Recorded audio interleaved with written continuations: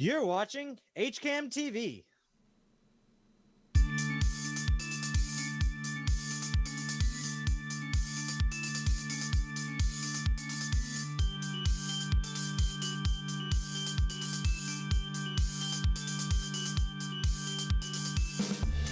Okay, welcome to HCAM TV and our episode of the Hopkinton Hangout Hour. We're really glad you're joining us. And if you're watching this on Tuesday the 7th at 2 p.m., we are live. And if you're seeing it later, we're on a rebroadcast. Either way, thank you so much for joining us today. We're all about events and activities and information about Hopkinton. I am hosting along with Mike Tarosian. Mike, welcome. Hey, Jim, thanks for having me. I laugh because Mike actually scheduled this show, but he asked me to help out, and I like that. So our special guest, his first half hour, is going to be our town clerk, Connor Degan, and the second half hour will be a rebroadcast with my son Andrew talking about birds. But right now, Connor, thank you so much for joining us. Hi, Jim. Thanks so much for having me. Really appreciate coming on. All right. Well, you know what? I really appreciate it because this is a really busy time for you. Not only, I think, this year, but also this decade, if you know what I mean. It's definitely been a busy start to the decade. I'll say that much. Mm-hmm. And then you throw all the coronavirus stuff on top of it, and I'll tell you, it keeps things interesting. I know. One time, a couple of months ago, I was apologizing on an email to somebody. And this very wise woman replied back to me and said, Jim, there is a worldwide pandemic. Don't apologize. And I've been using that line ever since. Although my daughter really, really corrected me that pandemic means worldwide. So it's redundant to say worldwide pandemic. Just a little bit. You know what? I mean, I give people so much slack nowadays because just everything is really different.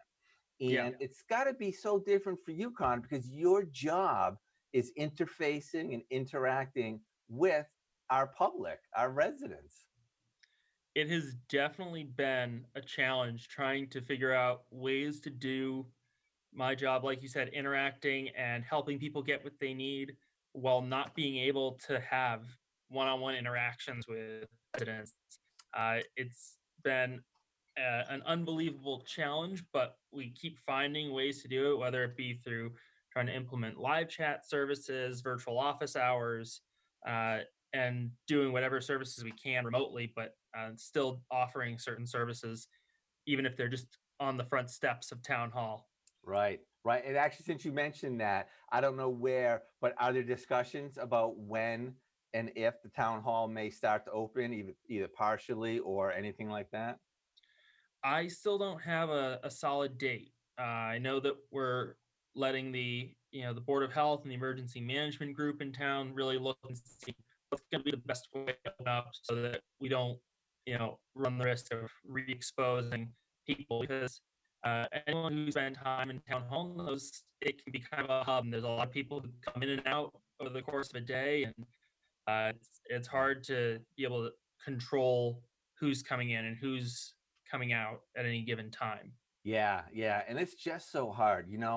Within 2 days, I was seeing that Massachusetts is entering phase 3. Sounds great. And then I hear that the virus is much more airborne than they might have thought. And so, it's just, who knows? And that's the thing, is this changes day to day, week to week, and we never know what's going to happen next. Right. Now, question I'd like to ask, and I'm going to put you on the spot here. I've been meaning to ask this question, Connor, literally for years, and it just never comes to my mind. But I want to hear about how Election Day went and about how your work went. But before you get to that, right, I have a different question, which is more generic about Election Day. Now, The polls close at 8:00. You're there all day long. Why don't you know at 8:00 who won? Because haven't people been voting all throughout the day? How come it takes so much longer to get to the results? So there's a few different pieces that can make it take longer. And sometimes you'll see during really easy basic elections where there isn't going on, or there's a lot of just contested races, you'll see that the results are out pretty quickly. Right now, the biggest hurdle is with all of the mail-in and absentee ballots. Means that we have ballots coming in all up until 8 p.m. at night. So right at the close of polls is the deadline to get your absentee ballot or your early ballot into us. So we had a big stack that we got over at the town hall lockbox right at 8, and we were still feeding a bunch through that we had that were coming in throughout the day. So basically, what the reason was behind it taking a little bit longer was we still had a whole bunch of extra stacks that had to go through the machines before we could even print out the normal receipts. I see. So does that mean, so you cannot put in, I don't know, you put in all of the mail-in ballots at 8 o'clock? Nope. We put in all of our mail-in ballots throughout the day. Okay. So the moment that the warden yells polls are open, we had people that were dedicated, that all they were doing all day was checking people's absentee ballots in, checking them out, and then feeding them through the machine. That's all they did daily. So we had thousands of we had just over 1,000, I believe, that were probably maybe around 1,100 that came in by mail by some way or another. And so we were processing those over the course of the entire day. And then it's just any ones that came in later, then the crews that thought that they were pretty much all set. It's like, oh, we got through all that stuff that came in over the last month. And then they were just like given another stack. Here's another stack of absentee ballots that need to be processed. I see. So, Connor, my question, when you do that, you don't just have a machine and people just feeding. Do you go to each person's precinct to that machine to feed them through? Yes. So as if they were there. So as if they were there, they're at the envelope that they seal their ballot in is brought over to their normal check-in table, and they are checked in just like normal with their box checked off and everything. They're brought over to the checkout line. They're checked out there. And then only after all of that set is it opened and put into the machine. All right. So because everyone says, oh, you got all these things coming in, you just feed them. But I see what you're saying now. That is like me coming in and doing that 1,000 times over. You have people doing that.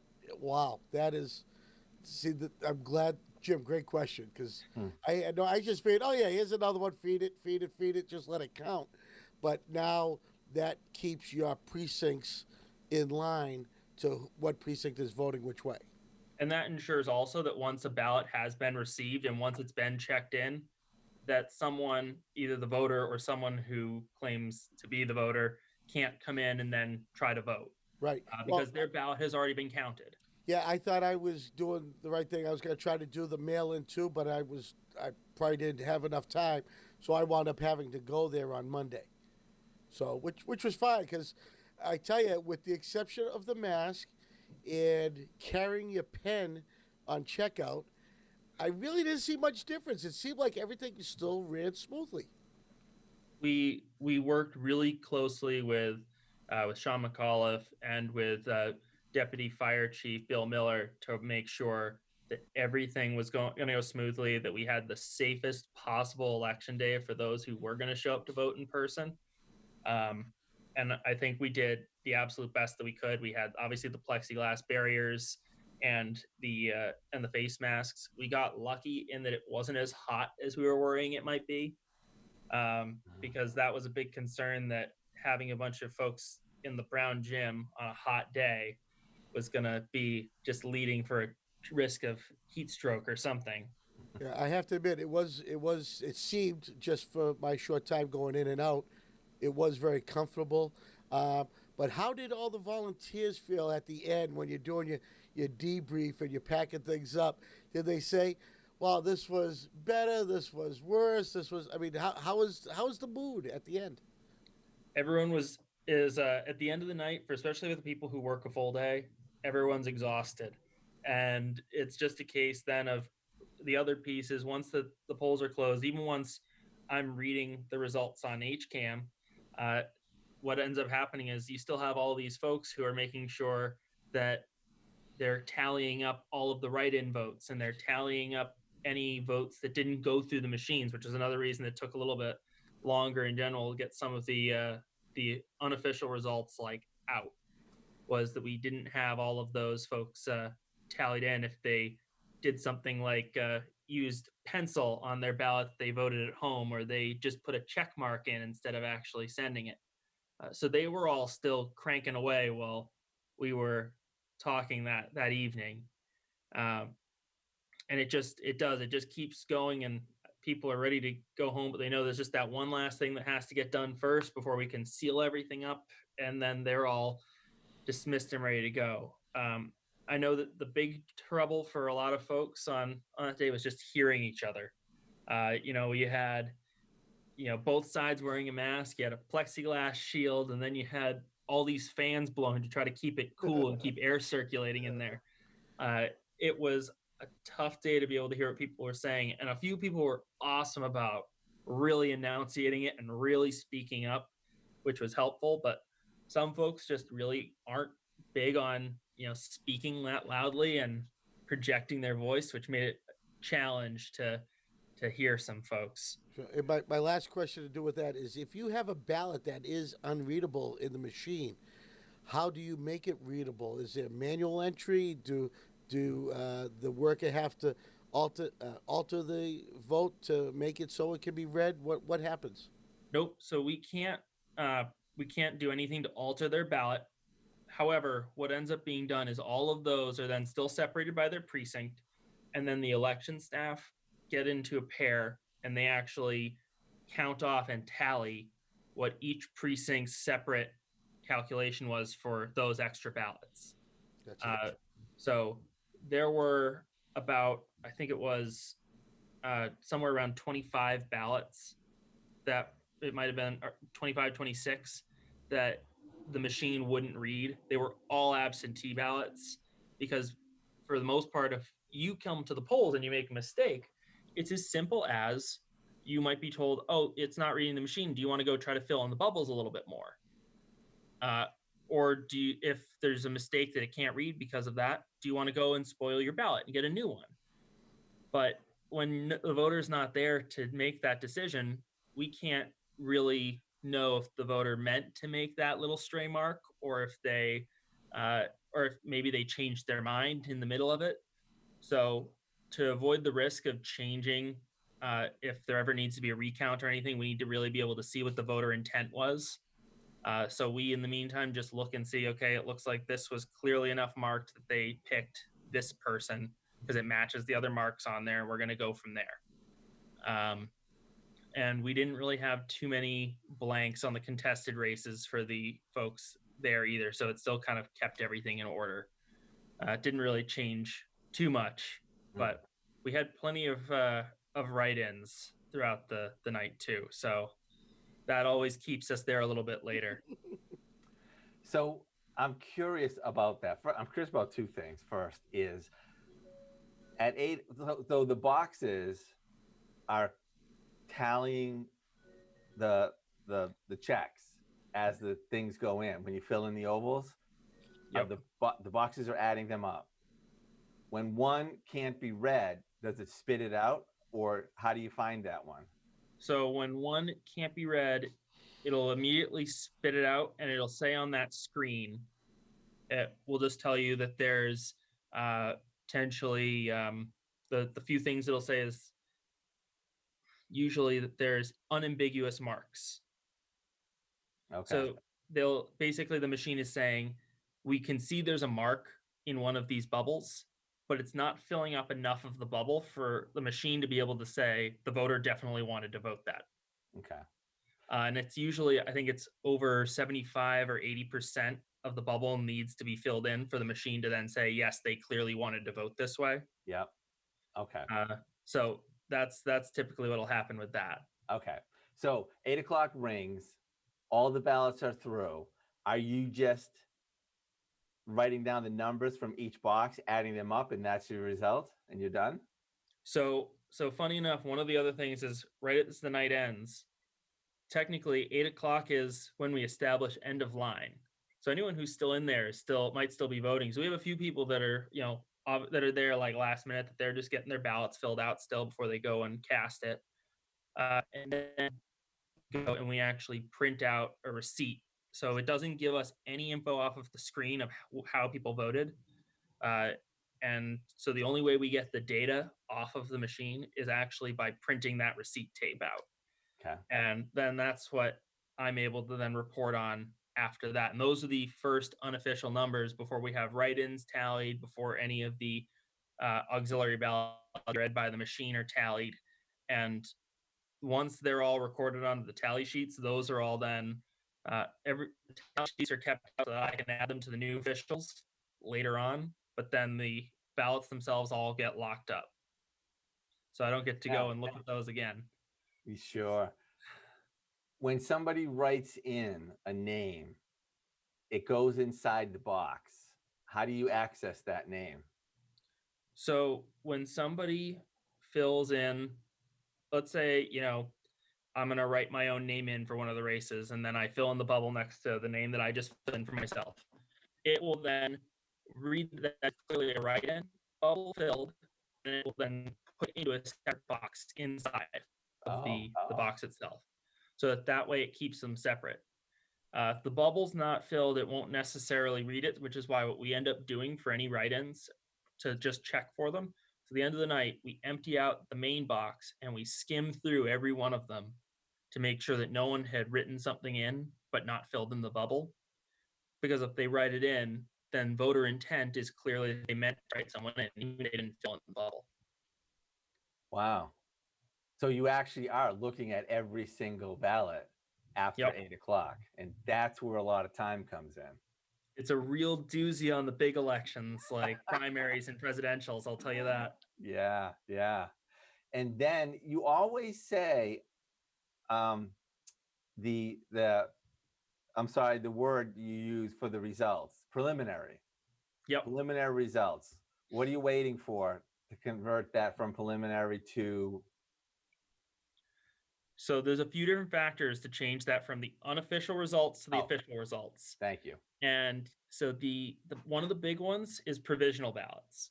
Now, if someone comes in and they're not on the voter list, then they can still cast a ballot, but it doesn't go into the machine yet. What happens is they go ahead and they basically fill out an affidavit and say, I should be on the voter list because of X, Y, and Z. And they then vote their ballot. They put it into an envelope that we number and seal, and then we investigate it. So once we've investigated it, it can be added to the hand count. All of ours were pretty much investigated the same night. I wanted to not have to deal with them in any of the future days. So all of them from Monday were already investigated the same day. But otherwise, the other thing that we're waiting on is just I'm given a tally sheet for each precinct's write-ins, and I'm given a tally sheet for each precinct's auxiliary ballots, are the ones that can't be read. Yeah. So then I have to take my unofficial results that I have that I usually send out either the same night or the next morning. And I then need to add all of those in and figure out, okay, so of the write-ins, which of these actually ended up being counted as blanks, which of these are counted as, if they're under 5 votes, it's scattered. If it's over 5 votes, then they get to be an actual write-in candidate and appear on the results. So that's what I'm basically doing over the next few days to finish it up before I then certify it and send off the certification to the elections division at the Commonwealth, Secretary of the Commonwealth's office. And then they have to, like, at that point, did they certify it and then at that point, once it's sent, I pretty much am then able to say, okay, well, nothing else is changing at this point. We have all the ballots that we're going to have in and counted. So now I'm going to send off the official results. Okay, so you are actually making them the official results. Yep, for ours at the very least. And then for the statewide races, whenever we're doing those, we are inputting all of this same information instead of just having it on my spreadsheets that I put out. We have to then take it all off of these spreadsheets and input them into our state computer and check them against the number of people who actually had checked in and ensure that all the numbers match up so that nothing was missed. And then we also, even the local ones as well, we still have to update everyone's voter history. So it'll show that, yes, you had voter activity for this election. Mm-hmm. All right. So, I used to work in a restaurant, and at the end of the day, you always had to tally up the money in the drawer with the receipts from what was said, and it's never the exact same. It's off by $1, it's off by some change. Sometimes you're off by $5, and you're like, oh my gosh. So, do the numbers always match up for you? So one of the things that we have to do is we need to figure out if something doesn't match for some reason, what we missed, and we need to correct for it before we can certify it. Mm-hmm. So whenever something doesn't match up, we can't necessarily just say, "Oh, well, there goes $5." We have to then figure out, okay, what exactly happened here? Did someone forget to check something off? Mm-hmm. Did someone check something off in one book but forget to check it off in the next one? So we're able to balance those two. Wow, that must be a chore for you. In your experience, do the numbers usually line up, or you usually have to do some type of, why are we off here a couple? Usually it lines up. Usually when it doesn't, it's like minor human error because we're all exhausted. So I've had situations where I'm entering in so I enter in how many people voted in each precinct first, and then I'm going in and saying how many votes went to every single candidate and all that machine. Then it spits back out when I am saving my info. Oh, you're off by 2 here or something. And so like, oh yeah, look, I had a typo and I put the wrong number there. But we always make sure that everything adds up before it actually is final and certified. Okay. And usually it's like a minor next day issue that we can find. And there's usually, because we keep such a great record of everything that goes on at polls, we're able to usually backtrack it. There's basically a notebook that's at every precinct, at every precinct they're making notes the entire day about what, if a mistake was made or anything like that, they write down in there. So then I can always go back and say, okay, why doesn't this add up? Open the book, and there we go. Okay. So I was thinking maybe that people using an absentee ballot would be easier for you, but it's not, because it's actually more work because you're doing the ballots for these people. And I never knew what happened if you didn't fill the thing correctly. And that is, if I was voting and I stuck it in and I didn't do it right, it would just pop right out at me and I could fix it right there. Yep. How was the percentages for absentee voting this time around? They were high, but actually I was surprised to say that we have more people who voted in person than we had mail-in ballots. I was actually pretty sure going into it because there were so many people who were really worried about coming out, as well as we didn't have any ballot questions. We had 2 contested races. They're big contested races, but just 2 of them. I was thinking, we had pretty much on par with what we would usually have in any given local election that fit that standard. Mm-hmm. But then I was kind of like anyone who just comes in on election day to vote. Of the handful that'll come in, it's just going to be gravy. And turned out that we had probably, as I said, over 50% easily, probably closer to 60% of our voters voted in person. Well, I'm gonna take a guess on that, because here I am, thought I would be helping out by getting the mail-in ballot, but when it didn't come to my house, again, I probably didn't get it to you fast enough. But man, it was so good to get outside and go somewhere and see some familiar faces that I haven't seen. And Lee, I didn't even see you, Connor, that day, but you were doing something. But it was nice to see my regular wardens. It was nice to see a few other voters, see our police standing by the doors.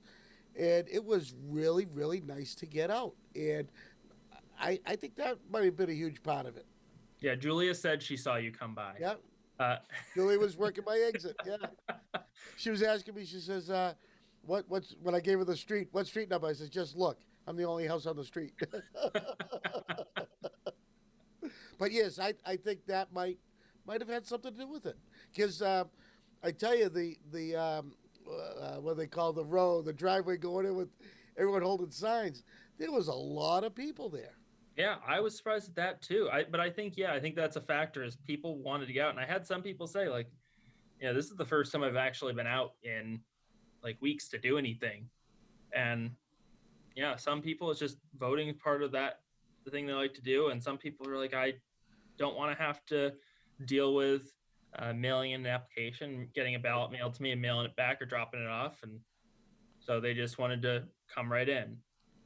Okay, so now COVID's gone. Next year, we're never even going to mention that again. Everything is fine. Danny, back to normal. Yeah, exactly. What lessons or what methods have you learned from doing this way that you may want to carry on going forward? I mean, I think one of the things that has come up is would we want to keep, the plexiglass in use and everything, even if not the masks, um, just because a majority of our elections, with exception of the annual May election, happened during flu season. Uh, so I mean, it's not necessarily that ludicrous of an idea that someone's going to be coming to the polls, not necessarily feeling 100%, and potentially get someone sick. We don't usually have an issue with it, but it's being looked at as maybe even afterwards we'll just keep that going. Did anything here make any steps that you made something say, well, it was easier to do it this way under COVID than it was the old way?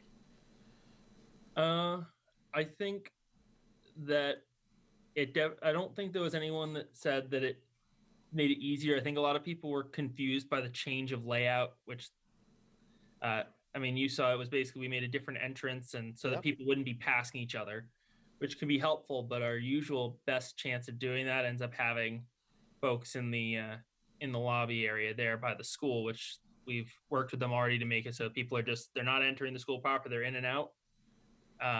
But it did help that school was closed, and unfortunately, we're not having school, in theory at least, on any of the other election days for this year.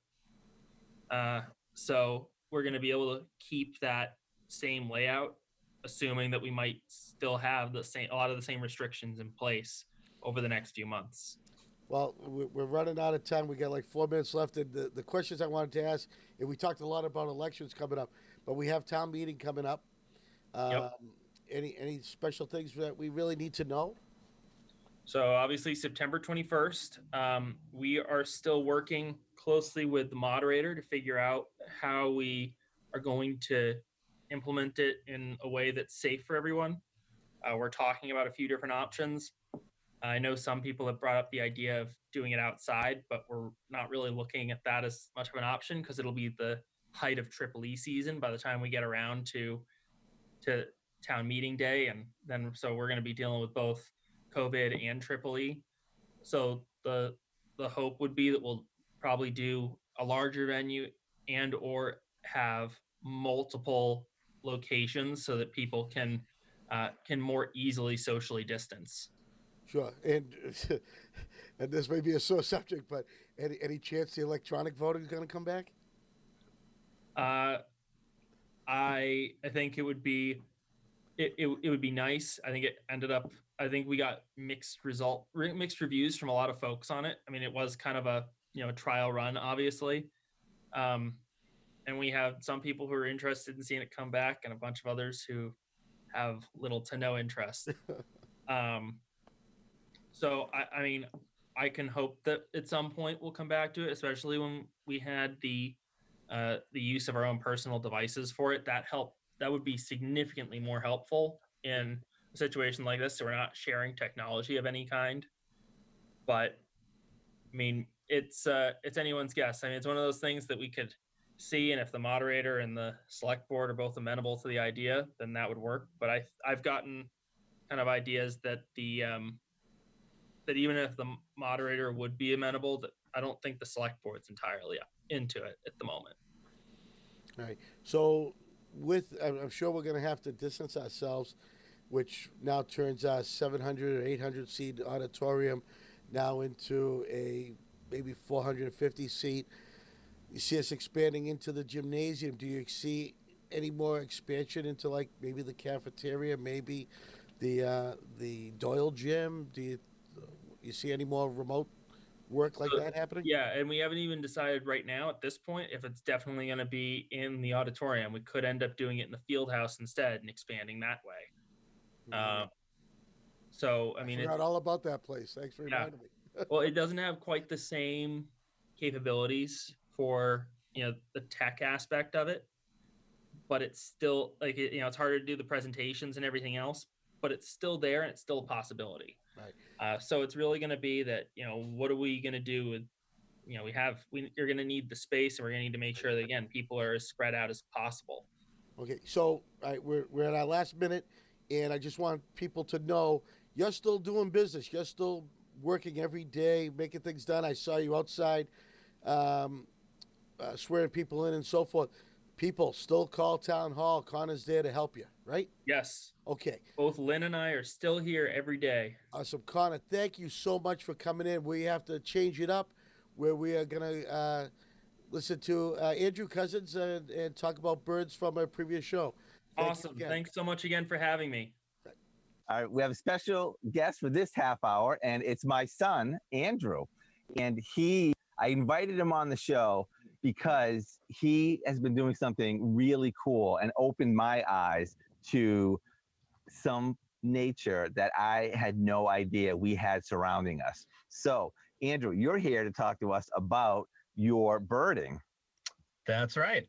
I've been going out in the backyard and the area around the backyard and finding some birds that I didn't know really we even had in our area, which has been really exciting.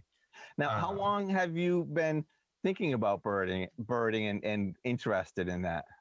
Probably an interest that's developed in the last couple of years, going out to the different Mass Audubon sites, which are really great, and viewing birds with my binoculars. Yeah. And Eagle Fest. How could we forget about Eagle Fest? Yeah. So what I find fascinating about this, quite honestly, is if somebody had asked me how many birds are around here, I'd probably be like, some sparrows, and we know black-capped chickadees. We can see some hawks up in the sky, but there are some birds that have just blown me away with their color and their song. So tell us a little bit about like your path, because we know we have the beaver pond path, and like what kind of terrain are you tromping through here? So over the last couple of weeks, I've been exploring a former beaver pond just kind of behind the house, which is sort of a meadowy area with some woods on either side, which creates a really great habitat for a number of bird species, especially red-winged blackbirds, but also warblers and other interesting sort of meadow-dwelling birds. Yeah. I think we should give our viewers a little taste. I think that you should show us some of the pictures that are amazing. And by the way, the picture that Mom sent me, I've had some trouble getting off my phone. So you can go ahead and show those too. All right. Well, one of the first birds we saw was a Scarlet Tanager, which I had no idea that we even had in this area, and was actually, I believe, your discovery. Dad. It was. I think I told the story. I came out of the house. I thought there was a little red leaf by the front of the road, and it was a bird. It was unbelievable. So if you get the photographic evidence, you can please go ahead and share your screen with that. All right. All right. How do I do that? The screen sharing? On the bottom, green, share screen. Oh, there it is. Yep. Okay. Pops up a window, and then you can select which window you want, and there you go. All right. Well, this is the Scarlet Tanager that we saw. And looking like a leaf. Yep. Oh, wow, look at that. A very, very bright leaf. But as you can see, it's like a very bright red, similar to a cardinal, but maybe a little more of a scarlet color, with a black back to its wings, which is really, really pretty stunning. I'll zoom in a little bit. Yeah. But Yeah, it's not my best resolution photograph. no, but you can still see how brightly colored this bird is. By the way, and- Andrew, I should mention our co-host today is Matt Clark, who is interested in nature as well. Yes, that's right. I'm still here. All right. So that was the Scarlet Tanager. That's a male Scarlet Tanager. They eat in the spring and the fall. They eat fruit, so they can be attracted by putting out oranges and things. And that's something I wasn't going to show you yet. Yeah, I know but, you are a real proponent of bird feeders, and I'm just gonna tell my audience because it is a riot. It kind of culminated. He started off with like, different feed, the oranges can bring in different birds, and it culminated with Andrew asking if we could have a mealworm farm in our basement. There are a lot of great birds that eat insects, and we could attract them, including actually the Scarlet Tanager in summer. So the reason we don't have any around the house right now is because we don't have a mealworm farm. That's a bit of a stretch for us. So just chew on that for a while. Okay. But yeah, we've had lots of success at our bird feeder. Let me show you an image of our bird feeder. With a female cardinal and 2 goldfinches. And so those are sort of the more normal birds that you might expect to see because they come pretty readily to bird feeders. But there actually are lots of other really neat, brightly colored birds out there. Like, for example, the red-winged blackbirds that I was talking about. By the way, when you're sharing, at the top of your screen is a red stop share. So you don't have to close that picture window. Oh, okay. Okay. All right. And if anybody's wondering, the tent-like structure is my daughter's garden. Yes. So here's what a male red-winged blackbird looks like in flight. And you can see how they got the name. They're blackbirds with red wings. Yeah. And they are pretty easy to photograph because they tend to gather in wetlands. They make a very cool sound in fairly large numbers, and they're not too afraid of humans. So you can actually view a pretty good number of them all at once. I actually see them. I actually see them a lot just outside the HCAM office. Oh, yeah? Is that right? Yeah, they're around that pond. Oh, no kidding. For that. Yeah, they are neat birds. I really like them. So I assume they're very common? They're fairly common. Yep. Sort of anywhere that you have water, you're fairly likely to see red-winged blackbirds. This is another view of one in flight, so you can see the extent of the red patch on its wings. And let me zoom in a little bit on that so you can see the detail a little bit better. You can see they've got sort of that orange patch, and then it fades to yellow, and then it's black the rest of the way. Wow, you get that guy really in focus. Yeah, it's a good shot. I was pretty proud of that. And interestingly, the females, which you don't see as often, don't look anything like the male red-winged blackbirds. This is a female. They look like large sparrows. Wow. And you don't see them as often because they don't sing very much. That's mostly the male's job, and they're not really as flashy, but they are around. They're the same size, and a lot of times you see them carrying grubs or something like that for the young blackbirds. That's amazing. I would never have put that into the same species. Yeah. They're the same shape, but a completely different color, completely different pattern. They're neat like that. Yeah. Well, Andrew, I know this, but for some of our viewers who don't, how do you know how you would typically differentiate between male and female birds? I know that for some birds, size is a factor, especially for raptors. And for others, there are plumage variations, but I don't know of any general method. I do mean mostly for songbirds. Okay. You are right on the raptors too. which for people who don't know, raptors are predatory birds, not the dinosaurs. My friend got that confused when I was talking about that a few weeks ago, which is the only reason I bring that up. You're right, though. Male birds are almost always brightly colored. Yes, yeah, they tend to be the brighter ones, and they're trying to attract. Yeah, really evidenced by the cardinals. Yes. But yeah. I'll tell you, you know what? The female cardinals with those cute little orange beaks, oh, they're just adorable. All right, so What else we got? let's see. Let me show you a bird that's maybe a little less, not less common, but less commonly seen, because they're a little shyer. It's a bird called a common yellowthroat, and it's a type of warbler. So it's this little guy here. This is a male. Oh, wow. And you can see it's got this very striking black mask, a gray back, and a yellow throat. That's the name. But these guys. If somebody asked me where was that, I would say in a rainforest somewhere. It looks so tropical. I was thinking the exact same thing. Yep. Surprisingly, it's about 20 feet away from a power line. Right here in Upton.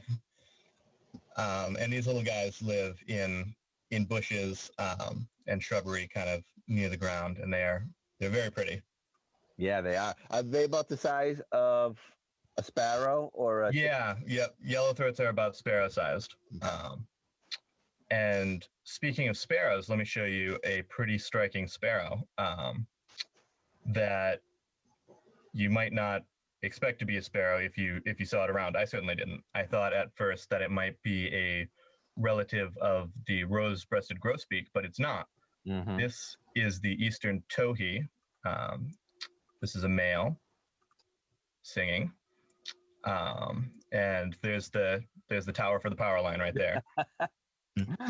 But here he is, Wow. and these actually are large sparrows. They're a little bit smaller than a robin, but very boldly colored with the black and the white and the chestnut brown. And if you were to see one in flight, it's pretty striking because you can't see it in this photo, but the undersides of their tails are patterned black and white. So it's a pretty striking display when they get up there and fly. And I see the name up there, towhee. That's an interesting name. yes, it's actually phonetic. They make a sound like to-to-hee. Oh. So if you hear anything like that, it may be a male eastern towhee. Okay.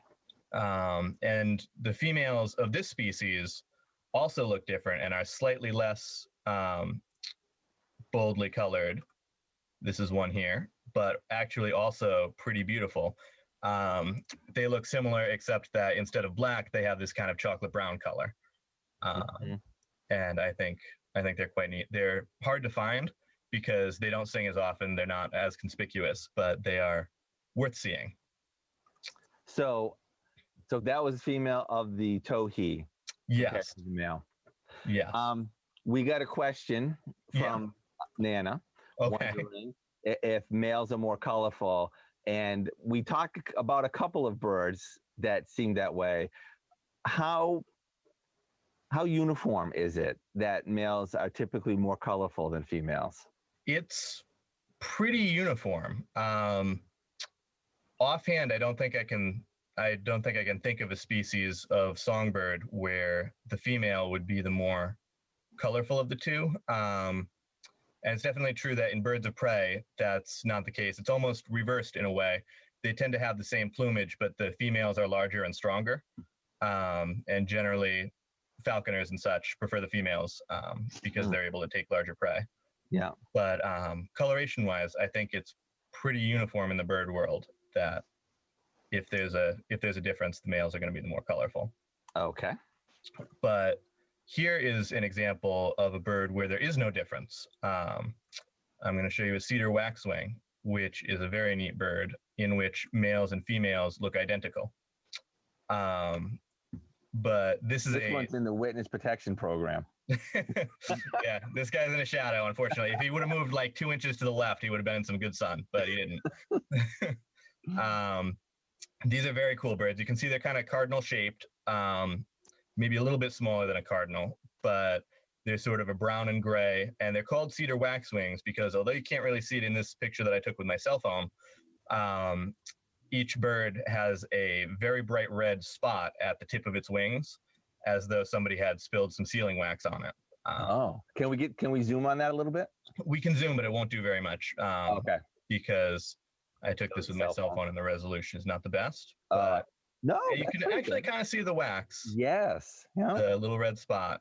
Oh, I thought it was on the underside of their wings that had the spots. Yeah, it mostly is. But when the wings are closed, you can see a very small red mark on some individuals.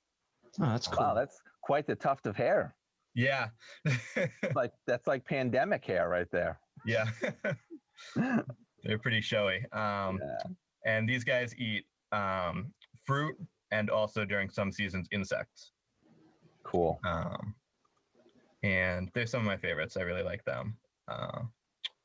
But for those of us who are more into raptors, I also have a couple pictures of a red-tailed hawk. In the particular habitat that I've been exploring, I see them often, but not for very long, because they are predators of red-winged blackbirds, and consequently, red-winged blackbirds don't like them very much, and they chase these birds off. Sorry. And they're able to do that because even though hawks are very large and strong and fast, they're not as agile as smaller birds like red-winged blackbirds. So if you have 2 or 3 red-winged blackbirds, they can kind of outmaneuver the hawk and they'll dive at it and harry it away. This is an image where you can really see the red tail that gives it its name, which is only present on adults. The younger birds don't have that. Okay. But it's the most common hawk that we have in this area. All right. As you set up the next one, Tom popped in here because he's got a YouTube question. Hey, Okay. Andrew. Hi. Andrew on YouTube wanted to know, is it true what they say that the male is more colorful because it wants to attract the female? That is in fact true. Yes. That is typically the use of the plumage. And I believe the overarching reason for this is that the beautiful plumage displays that it's a healthy, strong bird, and it's been able to find the nutrients it needs to survive, and so it will be a suitable mate for a female. Great. And then let me show you one of the probably more visually stunning birds we have around here is the Baltimore Oriole. And some of you may be familiar with them. They're surprisingly common. And in spring and fall, they can be attracted by placing out slices of oranges for them. They really like oranges because in the spring and fall, they eat fruits. In the summer, they eat mealworms, which unfortunately we don't have any. But they eat fruits, and they're especially attracted to the color orange, much as hummingbirds are attracted to the color red. So oranges are an especially good fruit for them. It's so funny. Oh, go ahead. Go ahead. Oh, you can see in this picture that they're very strikingly black and orange in color. Yeah, it's amazing that you say they're very common. I don't remember seeing one before until this year, until we had the oranges out there. Yeah, they're a little bit shy, so that's probably why. I've seen them very sparingly in my life, but this season we actually have a nest of them in my backyard. Oh, no kidding. That's that must be awesome. It is really cool. All right, get some pictures of that. Here's an example of one in flight. They're pretty easy to see in flight because they're so colorful. They really are like neon. Like I know it's unless you see one, you almost can't imagine how orange they are. I know. But you can like see they've traffic got cone orange. Yeah.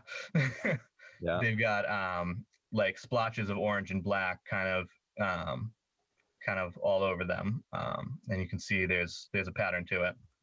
But from the front, you'll notice that they actually look almost entirely orange on the belly. Oh, that's a good one. Black head. Yeah, that's good for the coloring. Yeah. So those are really really. But now this picture makes it kind of look like there's some gradient. But is there a gradient, or are they pretty uniformly orange? I think they are a little bit darker and brighter towards the chest, but otherwise they're definitely pretty uniform. Okay. Just gorgeous. Yeah, they're really attractive birds. And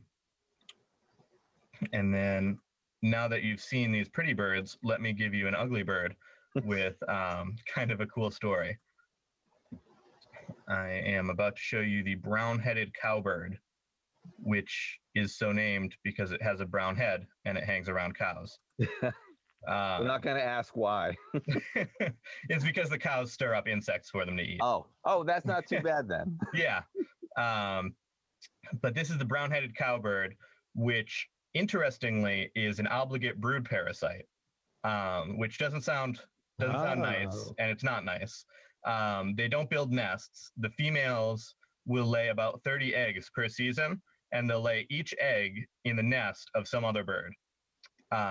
They'll kick out one of that bird's eggs to make room for it, and then it will hatch into a cowbird. And generally, the parent will think that the baby cowbird is one of its own babies, and will raise it, and thus the cowbird parent doesn't have to do any work. That's crazy. Yeah, it definitely has mixed results. They lay so many eggs because they're not at all picky about where they lay their eggs. They've found cowbird eggs in hummingbird nests and hawk nests, and neither of those birds have diets suitable for cowbirds, so those young cowbirds are doomed. But they have a particularly insistent begging call, which makes the parent think that it's always hungry, and it will feed that bird preferentially to its own children. Interestingly, studies have shown that some species of bird, if there's a cowbird in the nest, the other young will change the way they beg. Their begging calls will be different to try to compete with the cowbird so that they also can survive. Wow, that's fascinating. Yeah, it's pretty crazy. It is, but it also it's not a nice story. No, nothing about the cowbird story is nice. But they are pretty neat, so I wanted to share that story. Yeah. And now let's move on to a much more pleasant bird. Unfortunately, I haven't been able to get a picture of an actual pileated woodpecker. I've only seen one twice for pretty brief times, but this is evidence of a pileated woodpecker, a hole in a tree. You can tell because pileated woodpeckers make kind of an oblong hole, and also they make holes much, much bigger than any other woodpecker would, because there are no other woodpeckers of this size really anywhere in North America. And what is this size? Not anymore. They're about the size of a crow. Yeah, not anymore. The ivory-billed woodpecker was a close relative, but is probably extinct. So what was the biggest woodpecker ever known? The biggest woodpecker ever known was the imperial woodpecker, also a close relative of the ivory bill and the pileated woodpecker, which was slightly bigger and lived in Cuba, and I believe in certain areas of Mexico. But that is almost definitely extinct at this point. But these birds are really impressive. They're woodpeckers the size of a crow, and they've got this enormous red crest, giant woodpecker bills, and they've got white markings on their wings. So when they fly, it's like a flash of black and white. It's really impressive to see. And if you hear a loud woodpecker somewhere, that's probably what it is, because they're incredibly loud when they peck on the wood. Okay. They're cavity nesters. They're actually really good for the environment because they create holes to raise their young in, which later can be reused by other cavity nesters like wood ducks and similar things. So those are really cool birds. Let's see what else we have here. By the way, if you have a lot, we have about 4 minutes left. All right. I'll cut right to the chase and give you my coolest bird. Well, we have 4 minutes, so we don't have to rush right into it. All right. Here is the Prairie Warbler, a bird that I actually discovered for the first time just the other day. and you can see it's a small yellow bird with these sort of bold black markings on it, and it gives kind of a rising series of calls, which is interesting. It's sort of a rising buzzing sound that you can hear in their sort of meadowy habitat.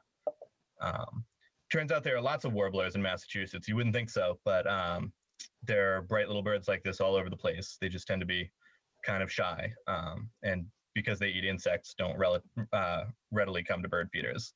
So tell me about that. You've got some good pictures of some warblers that are incredibly shy. What do you do to get these?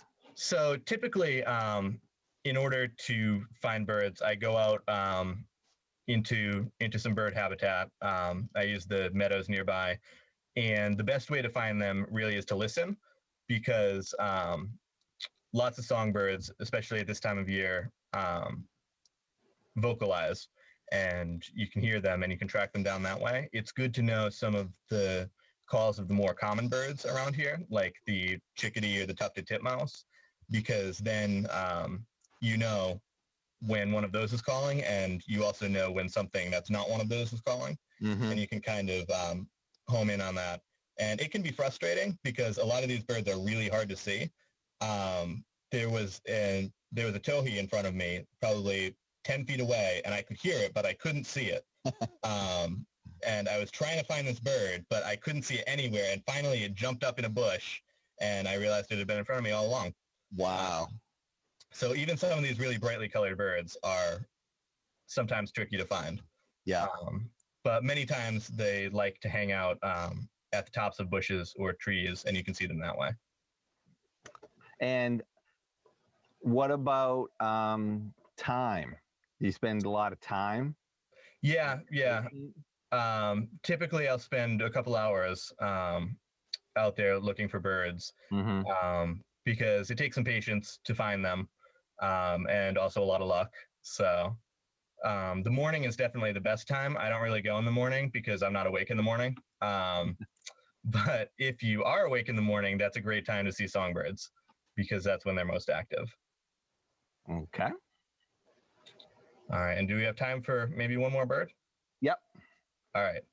Matt, what's your favorite one? What was your favorite bird sighting that you had? You know, I would have to probably say I have an aunt and uncle who live on Lake Maspinock, and I was at a cookout at their house a few years ago, and I managed to spy a bald eagle flying over. Nice. Ooh, nice. Yeah. Those are impressive birds. Yeah. Incredibly. And for my last trick, this is a great blue heron flying towards the left that I saw near the beaver pond. Interestingly, you wouldn't think of herons being the kind of bird that would land in a tree, but they do sometimes. And this one actually did for me. It landed in a tree. It looked pretty funny, but they're really fascinating birds, especially when you compare them to kingfishers and ospreys and other fishing type birds who've developed such different methods of achieving the same result of grabbing a fish. These birds stand with their long skinny legs, and then they stab with their faces, whereas kingfishers dive beak first and grab fish in their beaks, and ospreys descend from the sky and grab things with their talons, as do bald eagles. So kind of same problem, lots of different answers. Right. Wow. So what's your favorite bird sighting, Andrew? Earlier this year, I got a good look at a snowy owl. Oh, really? Yes. Yeah, it was incredible. Wow.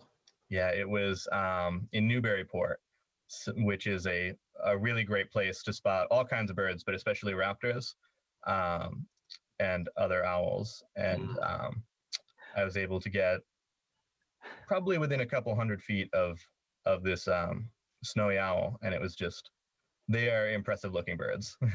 Not for me. I saw one once. It was so far away. You saw one from like 3/4 of a mile away. I know.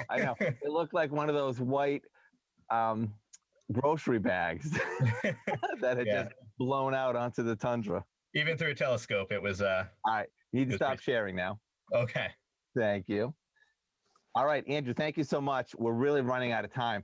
But I want to say, I want you to come back because Andrew also spends a lot of time at Lake Wasika, and I'd like to hear some stories and some pictures from there.